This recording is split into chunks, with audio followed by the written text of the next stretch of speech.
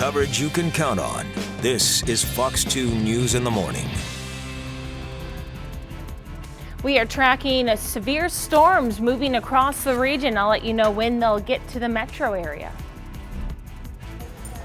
There's been a fatal hit-and-run accident early this morning. Coming up, where it happened in the city of St. Louis. Plus, double break-ins overnight has one restaurant thinking it's deja vu, where the two stores were hit and what police have recovered. Now Barzell looking for his first of the year. And the Blues back in St. Louis after a rough week on the road. Big game tonight in hopes to snap that 5-game losing streak. The Cardinals season ends with a thud. Now what? TKO coming up. That alarm clock was like a thud this morning. Oh, Monday morning. Gosh. It was a perfect Monday to sleep into. I know. With the rain coming at all? No, yes. So Jamie Travers is in for Chris Higgins to talk more about that rain and the sleepy weather we're having this morning. Jamie, thanks so much. Well, this morning, a fatal hit and run in North St. Louis. Yeah, police tell us that a man was struck by a vehicle around 12:30 a.m. on North Broadway near Calvary, near the Bell Fountain Cemetery. The man died from his injuries at the hospital. His identity or a description of the driver who left the scene has not yet been released. Double break-ins overnight at Page Plaza in Overland. Police tell Fox 2 News the two thieves broke through the glass front door at Taqueria Durango. That's the Mexican restaurant there. They tried but failed to steal the cash register there around 1:45 in the morning. They then broke in next door at the Durango Mexican restaurant, stealing the cash register. Police were able to recover that register a short time later on Page Industrial Boulevard. The daughter of the restaurant owner says the thieves in the security video appear to be the same individuals who robbed them 3 weeks ago. A fire in South St. Louis takes the life of an infant and critically injures 2 children. St. Louis police and the fire department says it appears the child was left alone. Fox 2's Jeff Bernthal talks with neighbors who tried to make a rescue. When firefighters arrived, they say smoke was coming from the 3rd floor of a Clinton Peabody housing unit near 14th and LaSalle. Neighbors say they tried to help, but the door was locked and deadbolted. He was kicking in the door when I was downstairs. I thought I heard some kids screaming, but when I got up on the 2nd landing, I couldn't hear nobody. The smoke was too thick for the rescuers to reach the 3rd floor. When I first came up the steps, it was like a big, thick cloud of smoke. The fire department was able to extinguish the fire, but the infant died, and 2 children were taken to the hospital in critical condition. After a while, the lady came running and said her kids was up there. But it was too late. Yeah. So when they did bring the kids out, I broke down crying, because I tried my best to save them. Investigators say it appears the children were left home alone. Earlier this year, St. Louis firefighters rescued 4 children from a burning apartment unit on Ohio Avenue. Investigators said kids were left home alone in that case. The initial information that we're getting right now is that there were no adults at home with the children. It appears that the children were left home alone. The door to the apartment was locked. Like I said, there were 3 men here that had to kick that door in to get into the apartment. Officials have not released the ages of the children who are in critical condition, but a friend of the family believes they are 3 and 5 years old. The thing here is that children this age should not be left home alone. And that was Jeff Bernthal reporting. Well, we had a routine traffic stop and it escalated and turned deadly when St. Louis police say a man pulled a gun on them. It happened just after 5 yesterday morning in Old North St. Louis. It was breaking news during our Fox 2 Sunday morning show. The police chief says that 2 officers tried to pull over a Nissan Altima at North Florissant and St. Louis Avenue, but the driver ended up taking off, crashing through poles at the Bristol Place townhomes near 13th and Madison after circling the block. They located the suspect on the 1200 block of Clinton. The person had his hand in his pocket. He refused to take his hand out. The officer attempted to tase the person unsuccessfully, at which time the suspect pulled his weapon from his pocket and pointed at the officer, and the officer fired several times into the suspect's torso. The suspect has since been pronounced deceased at Arion Hospital. Now, police say that the suspect's gun was loaded, and they also found drugs in his car. The officer who shot the man, who was believed to be in his 20s, is 39 years old and has been on the force for 13 years. 3 children missing from Missouri since 2017 have been found in Texas. U.S. Marshals found the 3, 9 and 6-year-old, with their mother, Shawn Rodigue. Officials say she took the 3 children from Saline County, Missouri, after their father was granted full custody. Saline County is about 2 hours from Kansas City. Tips led investigators to the Dallas-Fort Worth area and eventually to Arlington, where they found them in a home. Their mother is awaiting extradition back to Missouri. The children are in CPS custody, soon to be reunited with their father. Well, county police search for the Goodwill store robber in South County. Police say an armed man forced his way into the back of the store on Baptist Church Road. He then demanded cash and reportedly took off in a stolen blue Toyota Yaris. That was, and they were telling us that no one was injured. But if you have any information, you are asked to please contact Crime Stoppers about the Goodwill store robbery. And free legal advice will soon be more accessible in St. Louis City. That's thanks to a 2-year pro bono innovation fund grant from the Legal Services Corporation. Legal Services of Eastern Missouri will announce the more than $316,000 grant today. The money will be used to expand volunteer lawyers' involvement in the West End, Sherman Park, Old North St. Louis, and Hyde Park. And know before you go, the city of Belleville is shutting down parts of West Main Street for its next phase of the streetscape project. During renovation, businesses along West Main Street will remain open, but parking will close. Lanes will also be reduced from 6th Street to 12th Street. I was on East Main Street in Belleville yesterday for the big Humane Society Halloween pet parade. So many people showed out. The weather was absolutely beautiful. It was beautiful. And then we turned to this. And it took a turn for the worse. Wow. Yes, a strong front. It's a strong cold front coming through. We have a lot of lightning. Yeah, look at that. Looks like tinsel. I could see that the wind as I was driving into. I could feel it in my car. Yeah, the winds are definitely ramping up with these storms and even out ahead of them. 4 a.m. I'm sure there's a lot of people up and watching right now who don't want to be. All right, thanks, Jamie. Well, a controversial new Planned Parenthood facility in the Metro East plans a ribbon cutting today. Yeah, how the Fairview Heights location was able to be built without protesters noticing. Trick or treat, smell my feet, the kids sometimes say. Give me something good to eat. The Halloween safety program at various library branches to make sure trick or treaters have a good, fun, and safe holiday. And we're taking a live look from our arch cam this morning, looking for some of that lightning that Jamie's been talking about. I mean, I can attest it is windy out there, some definite storms this morning.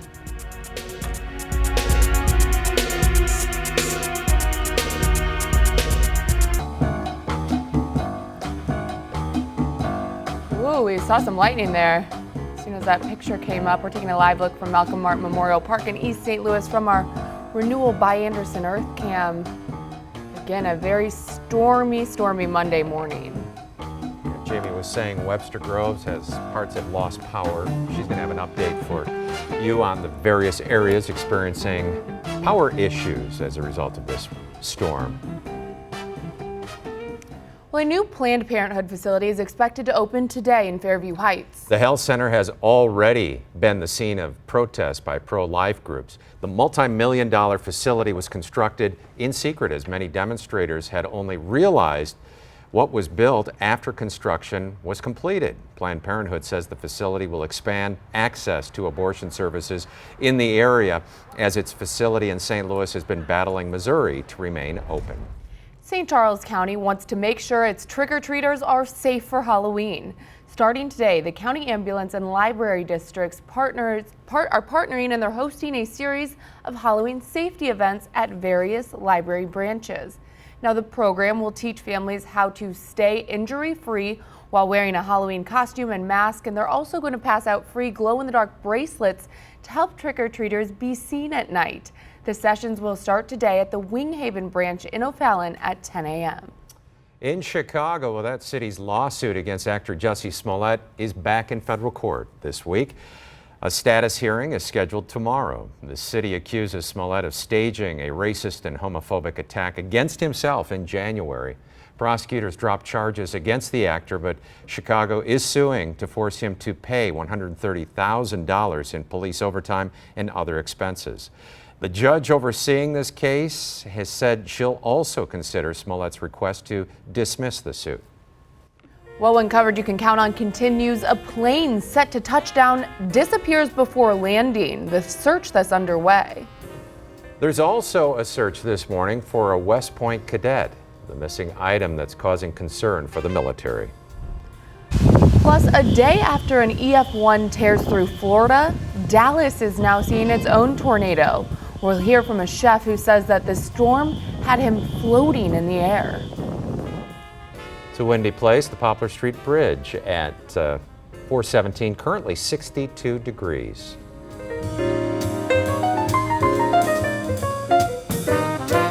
Coverage you can count on. This is Fox 2 News in the Morning.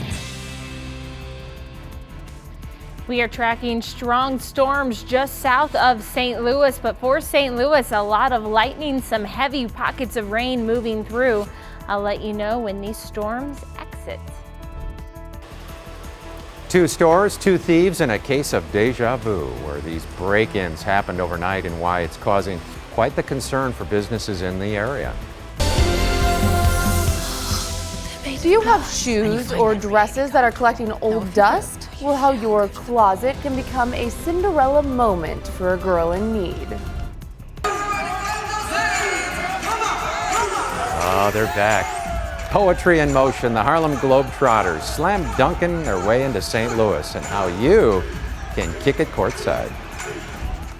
Good morning, everybody. Welcome back on this Monday, October 21st. I'm John Pertzborn. And I'm Catherine Hessel in for Kim Hudson this morning. We'll send it right over to meteorologist Jamie Travers in for Chris Higgins because it is a very active, very busy weather morning this morning. Yeah, radar is pretty lit up this morning. We have a lot of lightning, so the sky also lit up this morning. Let's go ahead, though, and check out what we have. We have some really good news as the severe threat generally continues to diminish. We're going to cancel that tornado watch for our Missouri counties here in a few minutes. We still do have an active severe thunderstorm warning, though, for Perry County in Missouri there, where we have heavy rain, some gusty winds, maybe some small hail, but everything else has been allowed to expire. So that's some great news, but still some stronger storms with some gusty winds, at least some small hail, and a lot of rain and lightning pushing across the region.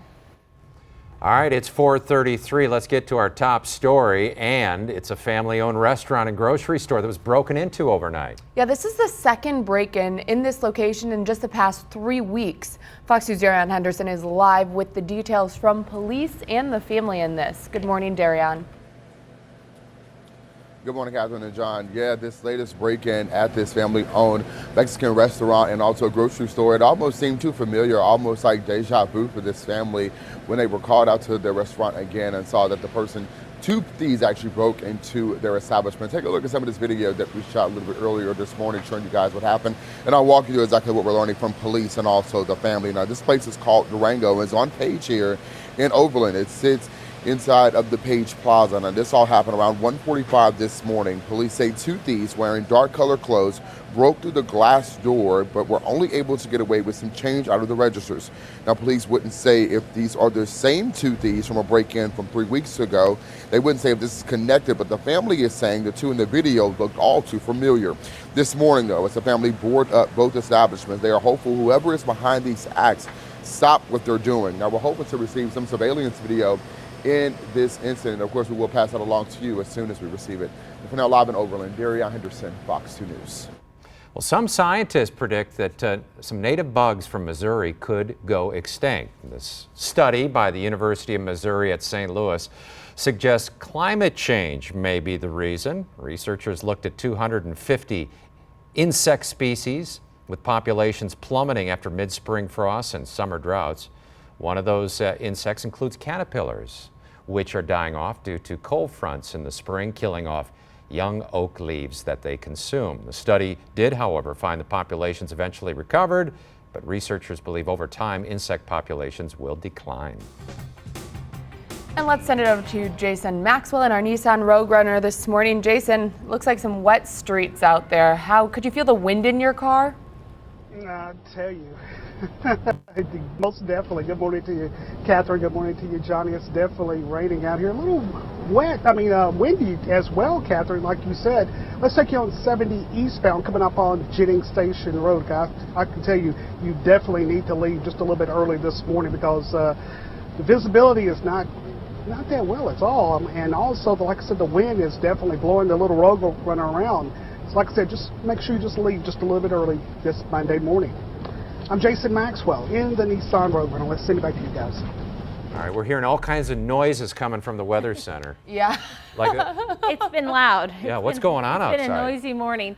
Well, things actually are quieting down, but we have had a few updates. When things expire, we hear the alert there go off. I know, it sounds... Danger. Yeah, no danger. That means the tornado warning's been issued. None of those right now. We do have one active warning still in effect for Perry County, Missouri, but we have a lot of lightning, a widespread area of heavy rain, and still some small hail across the region, or possible across the region. Check out all of that lightning though. These storms are racing north and east across the viewing area. You can see Perry County, Missouri still filled in yellow. That warning is in effect until 4:45, so just about another 10 minutes. I suspect that once that portion of the storm is out, that warning will be allowed to expire here, and that is for Perry County. Also to the east, we had a warning for Jefferson County, the Mount Vernon area. It was just the south of the Mount Vernon area. That warning was allowed to expire. Still could have some small hail though with that storm as it moves north and east, and then a lot of rain through the St. Louis metro and to the north and northwest. Now these storms from St. Louis and points north and northwest were not severe. The highest severe threat will still continue to be to the southeast now of St. Louis. The tornado watch was also dropped for our Missouri counties, so that's good, but we still do have that watch in effect for many of our Illinois counties, again, those southeast of St. Louis. Golden Oak Lending rooftop camera, it's been a bright one. We've had a lot of flashes of lightning out there. It's loud too. 63 in Washington, 58 in Vandalia. We have the 60s off to our east. Those temperatures probably not going to be moving a whole lot either way here over the next little bit. We have gusty winds right now at Lambert, gusting to 28 miles an hour, sustained out of the southeast at 20. So what we're looking at with these storms, they are moving fast toward the north and east. Heavy rain, a lot of lightning. South and southeast of St. Louis, we still could have some smaller hail and some gusty winds. So we're watching the potential for severe weather with that portion of the line, but that threat overall diminishing here. These storms are going to exit, maybe a few more showers behind that leading edge. Then we'll look for clearing later on today and very windy conditions this afternoon behind that front. So for today, temperatures should rebound to about 70 degrees, especially if we see that sunshine. Tonight down to the 40s, mostly clear and breezy. And a quick check of your extended forecast. Cooler weather in place for tomorrow. Another system for Thursday into early Friday. All right, thanks so much, Jamie. 4:38 is our time. Christmas, just 65 days away. I can't believe, Can you believe that. it? No, that means that Santa's helpers are busy getting those toys ready for stocking stuffing. It's beginning to look a lot like Christmas. In fact, one local organization is celebrating 50 years of delivering toys to kids in need in our area. We'll tell you what this organization is doing to gear up for this holiday season.